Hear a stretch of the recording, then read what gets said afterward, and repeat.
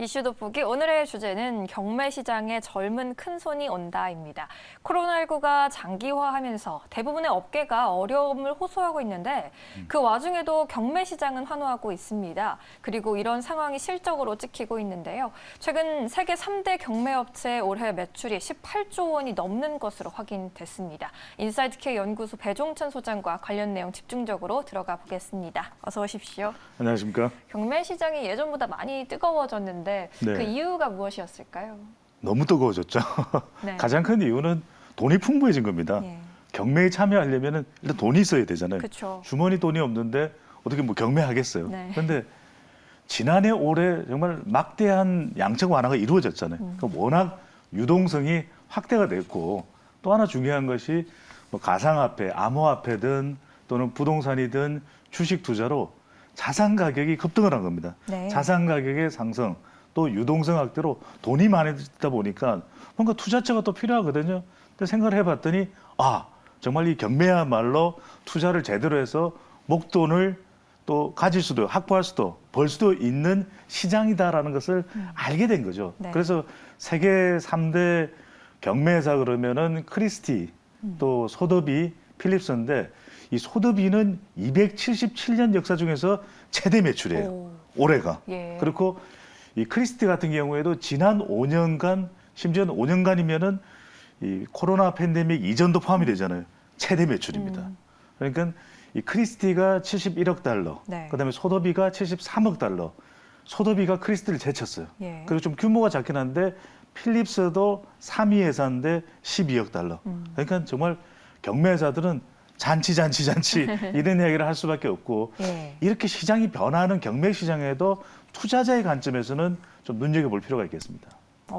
이러한 현상에 대해서 또 CNBC는 이런 분석을 했습니다. 경매 시장이 호황을 맞은 이유가 코로나19 팬데믹과 연관성이 있다는 건데요. 외출을 하지 못해서 쓸 돈을 모아놨다가 경매 시장에 진입하는 경우도 있다고는 하는데 이 코로나19가 경매 시장 호황에 어떤 영향을 끼쳤을까요? 우리가 왜 보복 소비 이야기하잖아요. 맞아요. 코로나 때 어디 여행도 못 가니까 또 일상이 회복되다가 중단되니까 어딘가 소비는 해야 되는데 그 소비할 만한 가장 좋은 것이 또 경매 시장이 되는 것이거든요. 명품도 있죠, 사치품도 있죠. 그러다 보니까 이거 내가 정말 마음에 드는데 전 세계에서 수억짜리지만 이걸 가지고 있는 사람은 나밖에 없어.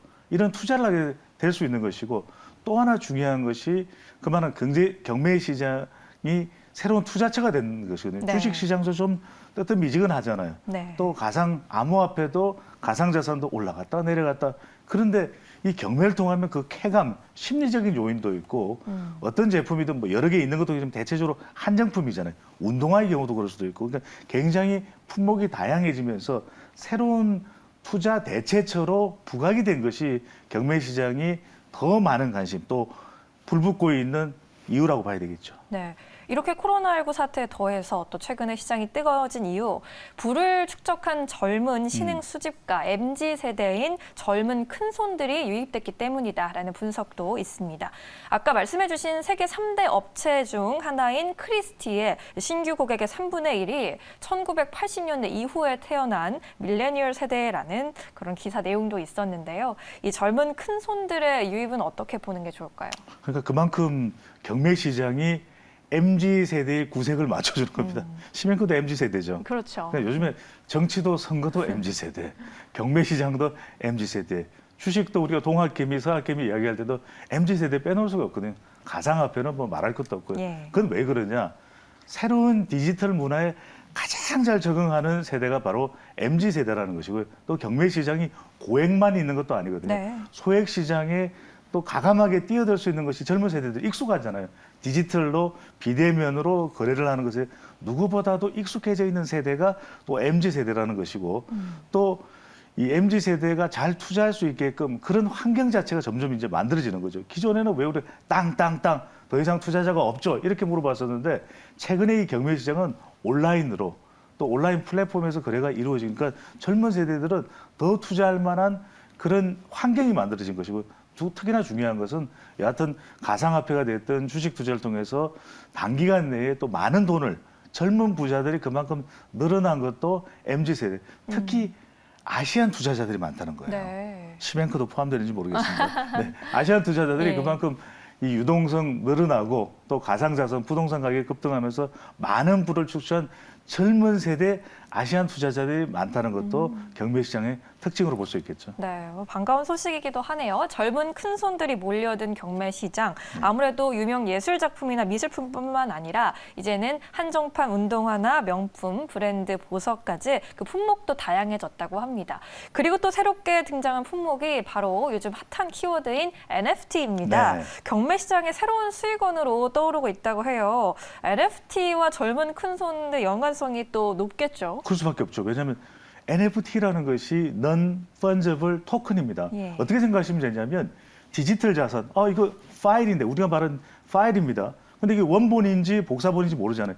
그 원본을 인정해 주는 것이 Non-Fungible 토큰입니다. 대체 불가능한 증표. 그게 바로 NFT이기 때문에 우리가 이제 가짜에 속지 않고 거래를 할 수 있는 것이 바로 디지털 자산입니다. 최근에요.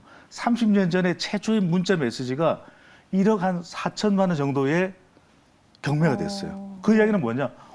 이 문자 메시지 무슨 가치가 있어? 진짜 가짜일 수도 있잖아. 그런데 이걸 원본을 인정을 해주는 겁니다. 그러면 디지털 자산이라도 파일이라도 문자 메시지라도 이건 내 거야. 자산이 되는 거죠. 재산이 되는 거죠.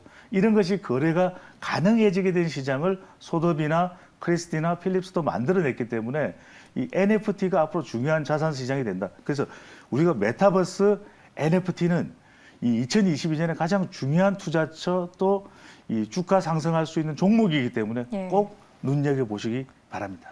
네, 지금 코로나19 이제 장기화 사태를 등에 업고 성장한 경매 시장 그리고 경매 시장에 불고 있는 새로운 NFT 물결까지 살펴봤습니다.